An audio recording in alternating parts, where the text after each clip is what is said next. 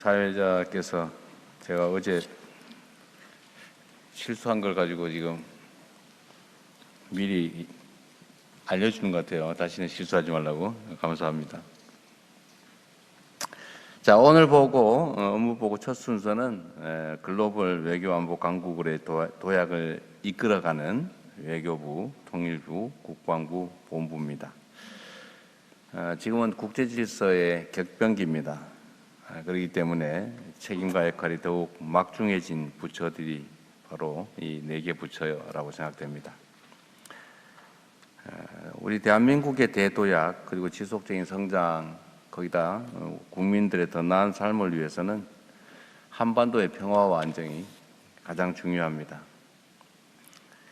우리가 가끔씩은 매우 중요한 문제인 안보 문제를 잊어버리는 경우가 많습니다. 너무 중요하기 때문에 잊어버리는 거죠. 그러나 평화가 깨졌을 때 어떤 상황이 벌어지는지를 우리는 이미 가까운 과거에 경험했습니다. 그뿐만이 아니라 이 평화가 아니라 적대적 대결이 이 사회, 이 한반도를 지배할 때 어떤 상황이 벌어지는지는 가장 최근에 또 경험했습니다. 평화와 안정은 아무리 강조해도 지나치지 않습니다. 모든 것의 기초가 바로 평화와 안정이다라고 생각됩니다. 전에 우리 통일부 장관께서 말씀하셨던 건데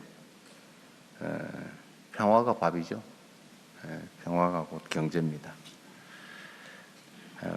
그런데 또 한 가지 중요한 게 있어요. 이 4개 부처와 관계된 얘기인데 이 두 가지 영역이 워낙 중요하다 보니까 정치적 논쟁의 주제가 되는 경우가 많아요. 통상적으로 보면 외교 안보 정책들은 정쟁의 대상으로 삼지 않는 게 대부분의 선진국들의 상황이죠. 그런데 우리는 안타깝게도 가장 중요한 외교 안보 문제들이 정쟁의 대상이 됩니다. 그래서 사실은 이런 말씀 한번 드리고 싶은데 우리가 이념과 가치를 각자 가지고 있습니다. 사람들마다 다 다르죠. 또 집단적으로 또 대립하기도 합니다. 근데 각자가 가지고 있는 이념과 가치를 타인에게 강요하는 건 쉽지 않습니다. 그는 일방적인 지배를 하고 있을 때도 일시적으로만 가능하죠. 그게 영속적이지 못해요.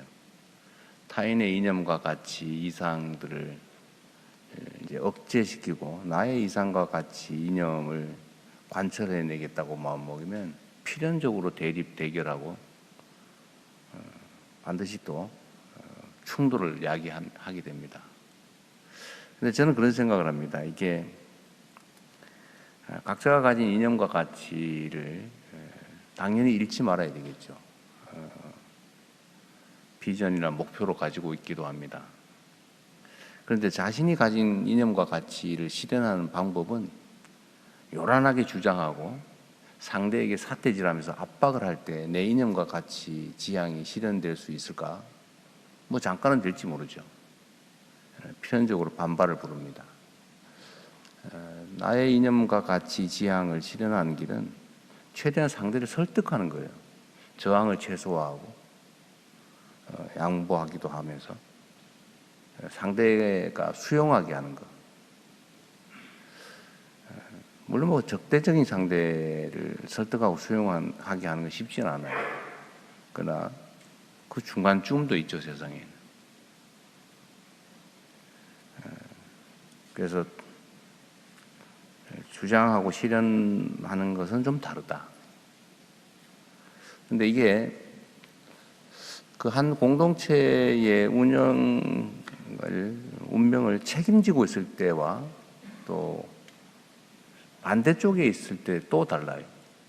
반대쪽에 있을 때는 책임이 크지 않기 때문에 결국 주장할 수밖에 없기도 하고 또 주장하는 게 유효하죠.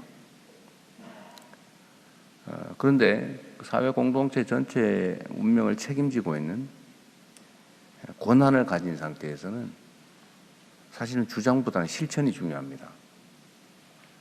실현해야죠. 근데 그 실현의 길은 야당일 때만 좀 다르다. 책임이 적고 주장이 유일한 또는 주요 수단인 상황하고 책임보다 권한을 가진, 책임만큼의 권한을 가진 입장은 또 다르다. 그럴수록 더 낮게 목소리를 내기보다는 행동을 하는 것으로, 주장을 하는 것보다는 결과로 책임지는 게 중요하겠다, 그 생각을 합니다. 우리 외교부가 요새 고생이 많죠. 이 정상회담이 워낙 또 많고 또 해외 정상들 방문도 많이 있습니다. 또 해외 출장도 많다 보니까 외교부가 많이 힘들 거예요. 그래서 제가 며칠 전에도 말씀을 드렸는데, 이 외교라고 하는 게 어찌 보면 별로 형식적이기도 하고 실효성이 과연 있나 싶기도 하고 그런 생각이 들기도 하지만, 조금만 자세히 들여다보고 준비를 잘하고 정성을 다하면 완전히 새로운 결과를 만들어낼 수 있는 게 외교 영역이라고 생각됩니다. 사실 저도 우리 대한민국의 국정에서 매우 큰 권한을 가지고 있는데, 저의 예를 들면 민감한 문제에 대한 최종 판단은 아무래도 정서적인데 영향을 받지 않을 수가 없어요. 어느 국가와의 관계도 사실 그 정서적 공감이 크냐 적냐에 따라서 영향이 크죠. 그리고 우리는 개방형 통상국가라고 보통 스스로 자칭합니다. 개방형 통상국가가 우리의 길이죠. 대외적 교류 협력 없이 살아갈 수 없는 나라에 가깝습니다. 그런데 이게 외교 분야에서의 접촉이나 이런 것들이 임기 후반부에 가면 효율성이 많이 떨어지죠. 이번에 남미에 갔더니 그런 반응이 있다고 해요. 대한민국이 임기 초에 오네. 우리가 매우 중요하게 평가되나 봐 라는 생각을 한다고 해요. 사실 우리도 그러지 않습니까? 주요 국가하고 얼마나 빨리 통화하냐, 얼마나 빨리 만나느냐 이런 걸 가지고 무슨 경주하듯 하잖아요. 그래서 임기 초에 해야 그 일을 기반으로 그 국가의 기업이나 또 그 국가와의 관계를 좀 강화할 기회가 커지는 것 같습니다. 그래서 임기 초에 많이 다니니까 우리 외교부에서 좀 이해를 좀 하십시오. 힘들죠, 솔직히. 웃기만 해요. 답을 안 하는 거니까. 네. 답이 없는 게 답이죠. 네. 그래도 이게 한번 특정 국가와 정상회담을 진지하게 정성을 다해서 하고 나면 많이 바뀌고 좋아집니다. 우리 총리께서도 그런 느낌이 든다고 이제 말씀하셨는데. 네, 제가 업체로부터도 많이 듣는 건데, 중국 다녀오시면 중국 쪽의 통상 좋아지고, 또 브라질 다녀오시니까 KBT 쪽에서 굉장히 반응이 좋습니다. 그래서 제가 정부에 와서 느낀 건 정부 대통령 움직이시고 하는 것이 먼저 길을 닦아주신다라는 걸 정말 잘 알게 됐습니다. 그래서 외교부는 좀 힘들더라도 임기 초니까 좀 견뎌주고 임기 후반기에 되면 좀 널널해질 거예요.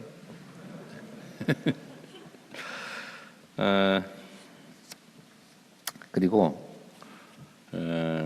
외교부가 여러 가지 일들이 많은데, 제가 요새 이제 교민 간담회도 많이 하고 외교 공간이 얼마나 중요한지를 자주 강조 말씀을 드립니다. 과거도 열심히 했겠지만 지금은 우리가 이제 대외 진출의 핵심은 저는 일단 첫째로는 문화라고 생각돼요. 대한민국에 대한 평가가 완전히 바뀌고 있는데, 그 정말 한 달 전, 두 달 전이 다릅니다.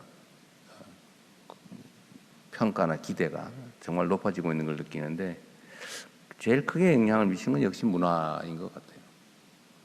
제가 보기에는 대한민국의 특강점이라면 문화적 평가가 매우 높아졌다는 점 하나, 또는 첨단 기술 산업에서 또 인정받는 것, 또 예를 들면 뭐 그 중에 하나가 또 방위 산업 같은 거겠죠. 우리가 이제 남북이 휴전 중인 수십 년, 70년 이상 휴전 중인 이 상황이 오히려 이제 기회 요인이 되고 있는 측면이죠. 방위 산업. 또 하나 이런 게 있는데, 민주주의라는 측면에서도 너무 역동적이고 모범적이어서 또 주목받는 게 있습니다.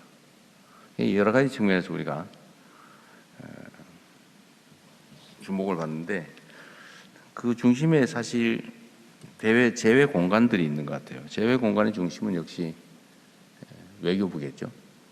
대사관, 영사관, 총영사관 이런데, 여기가 지금까지도 많은 역할을 해왔지만 하여튼 문화 진출, 기업 진출에 교두보가 되어야 된다. 그리고 그 역할에서 교민들 역할이 또 매우 중요해요. 우리 교민들의 역할이. 근데 교민들은 지금까지 어찌 보면은 버려졌다 이런 생각을 하는 경향이 좀 있었던 것 같습니다. 우리는 관리 대상이다 이런 생각을 하고 있어서 막 불만이, 모국에 대한 걱정은 태산 같은데 접촉선은 없고, 그 유일한 접촉선이라고 할 영사관, 총영사관, 대사관 이런 데가 그렇게 친절한 나의 안방같이 느껴지지는 않았던 거죠. 근데 요즘 많이 바뀌고 있죠. 그래서 교민들을 존중하고, 또 교민들이 숫자가 엄청나지 않습니까? 또 동포들 제외 국민 합치면 700만에서 750만 뭐 이렇게 얘기하고 있는데, 제외 국민만 한 200만 명 넘죠. 투표권을 가진. 그러니까 엄청난 숫자입니다. 그래서 이 역량을 잘 활용하면 좋겠다는 생각이 들어요. 그래서 제외 공간의 역할을 좀 강화하고 또 책임감도 좀 더 가지면 좋겠다는 생각이 듭니다. 그리고 통일부는 요새 힘들죠. 메아리 없는 함성 지르는 느낌 같을 거예요, 아마. 그런데 어떡하겠어요? 예를 들면 뭐 반응도 없고, 뭐 가끔씩은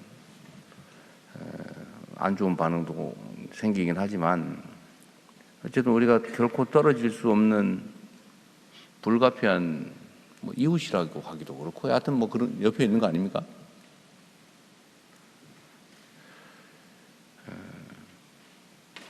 전쟁도 치렀고, 또 혈육의 관계이기도 하고, 또 관계가 좋았다 나빴다 하는데 요즘 매우 나쁜 상태죠.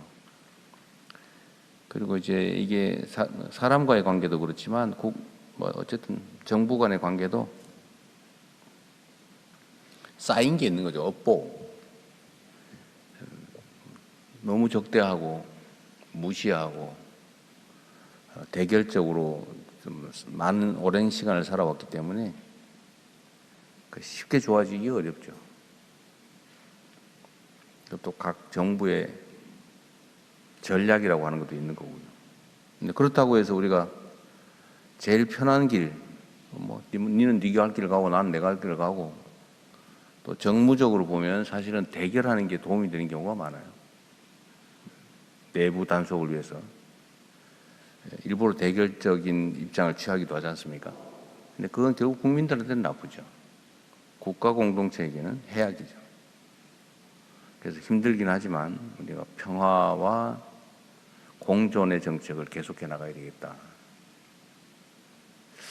근데 이게 역시 아까 말씀드렸던 것처럼 정략적으로, 정치적으로 악용되는 측면들이 있습니다.